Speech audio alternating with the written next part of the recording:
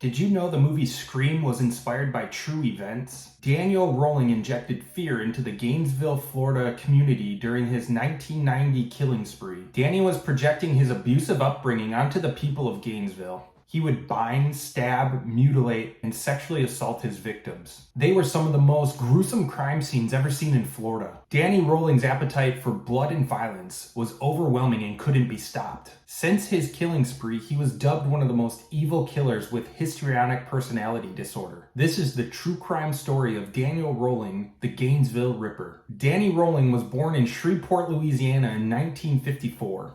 His father, James, was a police officer in Shreveport, and he was a dick.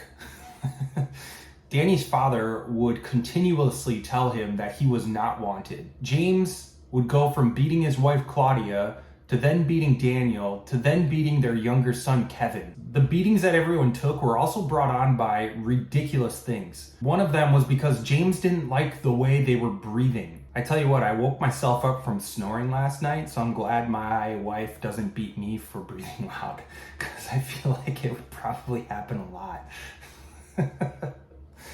Danny also had a dog that James would also beat. One day, James beat this dog so badly that the dog died in Danny's arms. Danny failed third grade due to attendance problems. The teacher said that he suffered from an inferiority complex. Don't know where he would have gotten that from. They also said that he had very aggressive tendencies and poor impulse control. There were so many stories that I found of Danny being beaten by his father. There was more than one instance of James beating up Danny and then calling his police buddies to take his son away and throw him in jail for a while. This is just so ridiculous as to why you would do that to your son, first of all. Second of all, why would the police officers take this? Like, why would they do it? I don't understand. One of these instances, Danny was caught drinking by his father and was thrown in jail for 2 weeks. The continual beatings and abuse that Danny took from his father quickly made him turn to criminal activity. He would sneak around the neighborhood at night looking through windows. Really, it started out as him trying to figure out what a true family looked like. His mother wasn't sticking up for them because she was being abused as well. So it was just a horrible situation. So Danny would roam around the neighborhood, peeping into windows and really seeking out what a true family looked like. The bad part about this whole thing is obviously you're looking in through people's windows, but he took a keen interest on watching women getting undressed. This innocent act soon turned sexual as Danny started having intense fantasies of breaking into these homes, sexually abusing these women, then killing them. Those fantasies soon turned to real life, and Danny was caught several times breaking into people's homes. As a young adult, he couldn't keep a steady job and was soon diagnosed with histrionic personality disorder. However, by 1976, he ended up getting married and having a daughter. Danny, being a product of abuse, didn't know any better and continued that abusive relationship onto his family. He soon became very abusive to his daughter and his wife. This eventually led to their divorce in 1977 after about 3 years of marriage. When Danny's wife left him, this basically made Danny go into a spiral. He felt like he was a failure. This brought him all the way back to his childhood where he was never good enough for his father.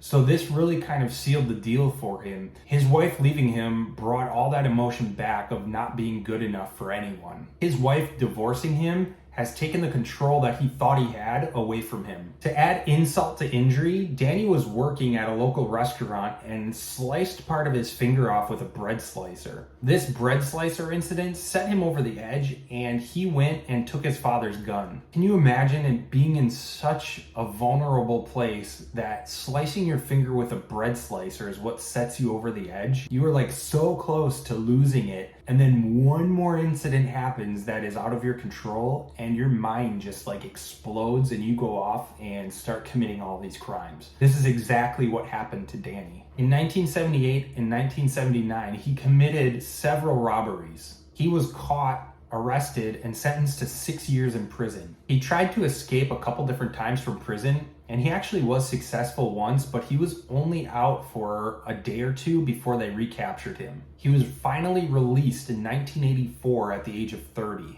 He then continues across the country in another crime spree. He continues to commit burglaries and armed robberies and happens to push the boundaries just a little bit and assault a couple different women. After being caught for one of the burglaries, he does another 2-year stint in prison. He was released in 1988 and forced to relocate to Shreveport, Louisiana, where his hometown was. He was forced back to Louisiana because part of his sentencing and agreement to get on parole was that he had to move back to Louisiana. The state that he was in, if you guys can hear that airplane, that was like a super loud airplane. The state that he got caught for all these burglaries in, they were basically like, yeah, if we're gonna let you out of prison, we don't want you in this state. So they booted his butt back to Shreveport, Louisiana. While there, Danny took a job at a restaurant. Dude, not your forte. You like slicing off fingers. You are not great in the kitchen.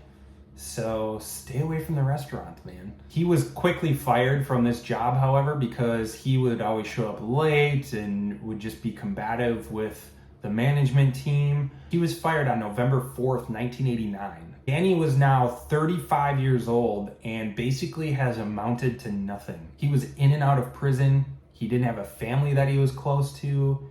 He didn't have a job. He literally had nothing. And this just played into his mental capacity of being a failure. Enraged by being fired from his job, he took his anger out the only way he knew how. Violently. Danny had been spying on a 24-year-old department store worker named Julie Grissom. The day after Danny got fired from his restaurant job, he followed Julie Grissom home after her night shift. Julie lived with her father, William Grissom, and her 8-year-old nephew, Sean. After spying on the family for about an hour or two, Danny decided that he wanted to break into the home. Danny went around to the back door and found that it was unlocked, so he let himself in, surprising the Grissom family. He quickly gained the upper hand by threatening them with a knife. Danny bound everyone with duct tape, then sexually assaulted Julie, then brutally stabbed the entire family, killing them all. He then posed Julie's body in a provocative position and cleaned all the bodies with vinegar. He even went as far as to put their clothes in the washing machine. The next day, when the news broke in Shreveport, Louisiana, the whole community was in shock. There wasn't a single person in the community not talking about the brutal murder of this poor family. This was the first time in Danny's life that he felt like he was in power. Being overwhelmed with this new sense of power, Danny now thought it was the best time to go after his father. 6 months after the murder of the Grissom family, Danny finally confronted his father. James and Danny got into a huge altercation. The fight was brutal. Danny ended up shooting his father twice. Once in the stomach and once in the head. However, James, being the stubborn prick that he is, he still survived the whole ordeal. This whole altercation, however, sent a shot across the bow. James now knows that he's no longer in control of his son. With this newfound confidence, Danny now decides to take his crime on the run. Also, I'm not exactly sure how police didn't catch up to him. Danny's father must not have said anything about this. I'm not sure why he wasn't like, yeah, my son just tried to kill me. Go after him, guys. Like, he did that his whole life, sending his son to jail, but the time that his son shoots him in the stomach and the head, he doesn't tell the police that it was his son that just tried to kill him. I don't understand what the whole situation was there. It is now May of 1990. The 36-year-old Danny Rolling is now in Gainesville, Florida. This new area that Danny is living in is a college town, which is prime hunting grounds for him. As we all know, his MO is to sneak around, stalk people, watch them get undressed, break into their houses, burglarize, rob them, and now he has escalated his crimes to killing. This is not a great situation for the Gainesville community. While on his way to Gainesville, Danny bought a K-bar knife, which is essentially like a military-grade knife. Once Danny arrived in Gainesville, he didn't have a job, he didn't have money, so he actually set up a camp in a nearby woods. He was considered to be a transient person. Danny now had a taste for blood, and he was after a very specific type. Due to his animosity towards his wife, he was now targeting women that looked like her. On August 23rd, 1990, 2 college students were moving into their apartment. Sandra Larson and Christina Powell were freshmen at the University of Florida, moving into their new apartment. They were excited for the new school year to begin, and they had their whole future ahead of them. As Sanjay and Christina were preparing to go to bed that night, Danny Rolling was watching them through their window. Danny broke into their apartment in the early morning hours of August 24th. He used his newly acquired K-bar knife and a screwdriver to break into the sliding glass door in the back. Those tools would be his go-to tools to break into several other sliding doors around the area. As he was quietly walking through the apartment, he came across Christina sleeping on the couch. Looking over her, he decided that he wanted to keep exploring. He went upstairs and found Sanjay asleep in the bed. At that time, Danny decided that he liked Christina more, so he attacked Sanjay. Before she even knew what was going on, Danny was on top of her and taping her mouth shut so she couldn't make any noise. He then took out his K-bar knife and began stabbing her. After stabbing her multiple times, Sanjay's body went limp. Danny continued to stab her several more times, killing her. Then Danny went downstairs to see Christina still asleep on the couch. He attacked her in the exact same way. Before Christina could wake up fully, Danny was on top of her, taping her mouth shut. This time, Danny also bound her wrists together behind her back. He then put his knife to her throat and threatened to kill her if she moved. He then cut her clothes off and violently sexually assaulted her. When he was done, he turned her on her back and stabbed her 5 times, killing her. He cleaned both bodies, then posed them in sexually provocative ways. Danny then took a shower and left the apartment. It was suspected that Danny posing the bodies that way was his way of taking a mental picture of what he had done. The next day, on August 25th, Danny began stalking Krista Hoyt. Krista was an 18-year-old part-time clerk at the local police station. Again, he broke into her apartment using the sliding glass door. This time it was early in the morning and Krista wasn't home. Danny decided to wait for her to return. Krista did return around 11 a.m. As soon as she walked in the door and set her things down, Danny attacked her. He grabbed her from behind and put her in a chokehold. He waited for her to pass out, then he bound her wrists behind her back and did the exact same thing he did to Christina. He cut off her clothes, sexually assaulted her, then stabbed her in the back several times, killing her. This time, Danny changes his MO a little bit. Instead of just posing the body provocatively, he actually decapitated her. The nastiest part about this is he took the head, put it on a nightstand as if it were looking at Krista's body. He also cut off her nipples and cut her from the chest down to her pubic bone.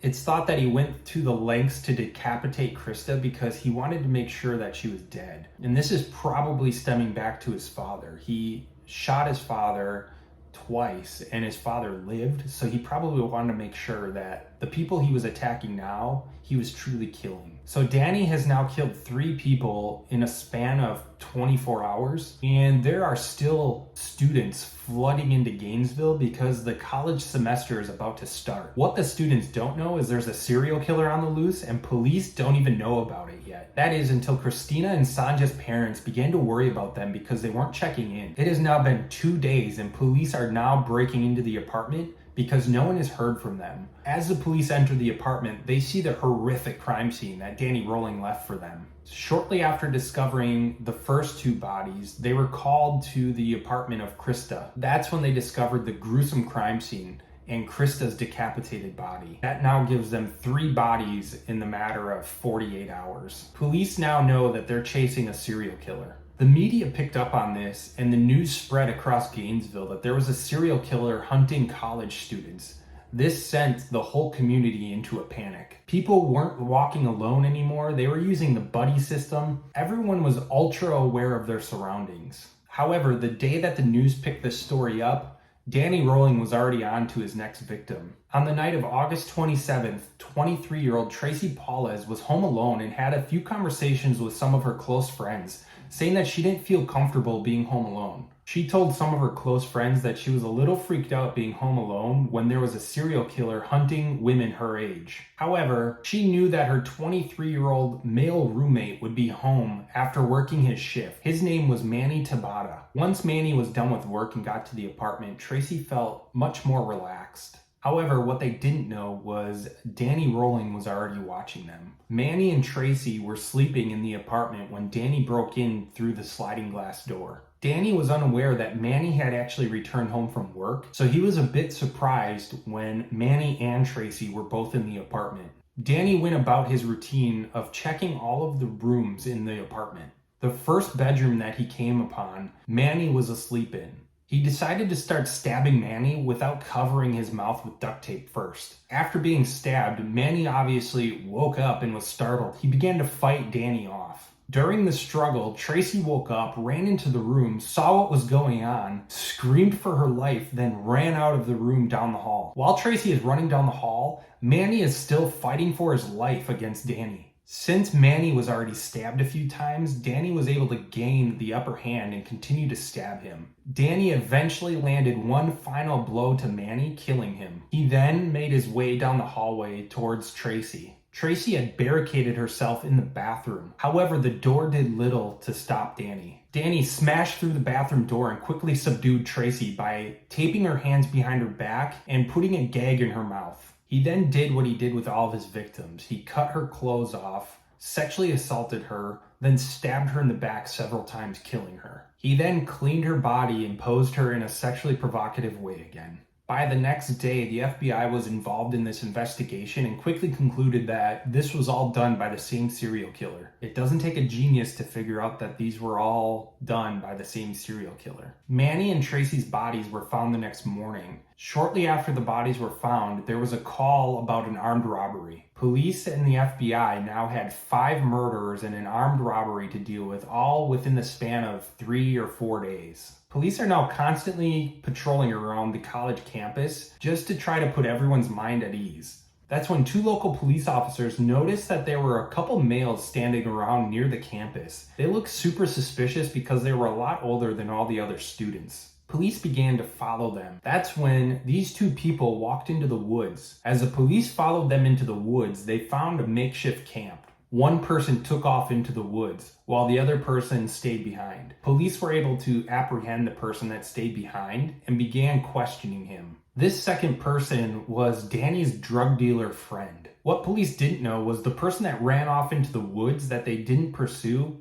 was actually Danny Rolling. Looking through the camp, police found a bunch of money that had pink dye on it. The dye on the money indicated that it came from the armed robbery that happened that day. They also recovered a gun that was suspected of being used in the armed robbery. They found a ski mask, a pair of pants, and a pubic hair. Meanwhile, the public is still in panic mode, and there is a huge outcrying of people to get this thing wrapped up. On August 30th, 3 days after the last murder, police did identify one suspect. 19-year-old Edward Humphrey was now on the top of the suspect list for all the murders. He was a college student that had a long history of mental illness. He also lived in the same apartment building as the first 2 victims, Sandra and Christina. He had a tendency to be very aggressive towards other students as well, so this put him at the top of the suspect list for the FBI. They ended up arresting Ed Humphrey because he had an argument and a physical altercation with his grandmother. Police continued to investigate him while he was in jail for assaulting his grandmother. However, the FBI was not convinced that this was their person. As Ed Humphrey sits in jail,